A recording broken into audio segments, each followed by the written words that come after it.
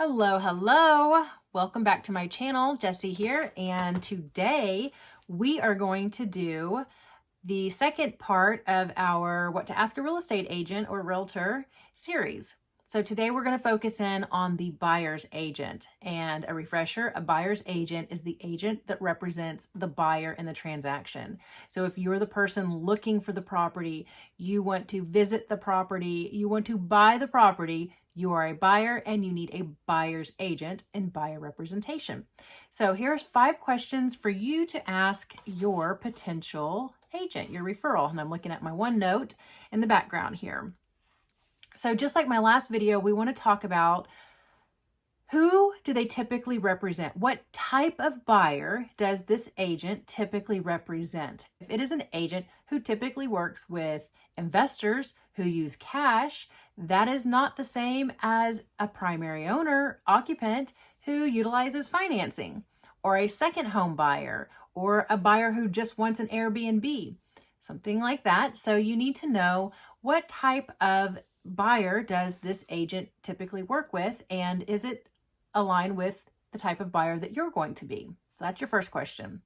My second one is, and this is an important one, will they be available for when you will be available? Now, this means not only just the times that you need available. Maybe you work on the weekends and you can only look during the week. Maybe you work at night and you can only look during the day. Maybe you're limited to the weekends. Your agent should be accommodating to your schedule, and it should be a natural fit for the two of you. It may also be a situation where you're over a holiday weekend. It's over Christmas. It's over spring break. Will this agent be available for viewings and showings when you need the availability? You cannot go visit a property without an agent. That is not how this works. Now, that might work on Open Door or something like that, but you want to have your agent there with you. You want to have that skill set with you. You want to have somebody in there who's been in properties, understands what they're looking at, and is going to help you craft your offer. Your third one, and it goes right along with the fact of will they be available, is are they part of a team? Solo agents are great agents. There's nothing wrong with working with a solo agent. A lot of are still under a real estate broker. So there is leadership there as well and backup. But if they're part of a team, then likely if they're not available, then they have somebody on their team who can go and help you in the time that your agent isn't available. So team members just makes the reach a little bit further and the availability a little bit more. But that's not to discourage you from working with a single agent. It just depends on your schedule and your scenario. Which brings me to my question, which is, are they comfortable with your scenario? What is it that is your scenario? Are you going to be viewing properties with kids? Are you going to be viewing properties with a service animal?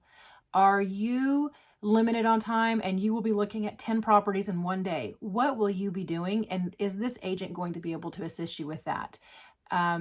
You are the priority in this scenario. The agent is to represent you and your interests and needs in the transaction. So you want to make sure that they can help you with that. And then my fifth question, and this one is not a favorite, but it is a reality and it's something that you should ask. And that is if your agent will assist you if you happen to find a property that is for sale by owner. So for sale by owner transactions are the transactions where you see a sign in the front yard that says for sale, or maybe it's on Zillow. On occasion, owners will list their property on Realtor.com by utilizing a service that allows them to list it. The situation with for sale by owners is that the seller, also known as the owner, does not know what they're doing, and it gets a little tricky. And it's a lot of work for the agent and for you as a buyer. And so it just depends on if that agent is willing to work with a for sale by owner transaction, and also how the commission will be paid on that, if it will be paid, what are the details on that. So if you find a property by driving around and you fell in love with it, is your agent going to be able to help you with that or not? And are they willing to help you with that?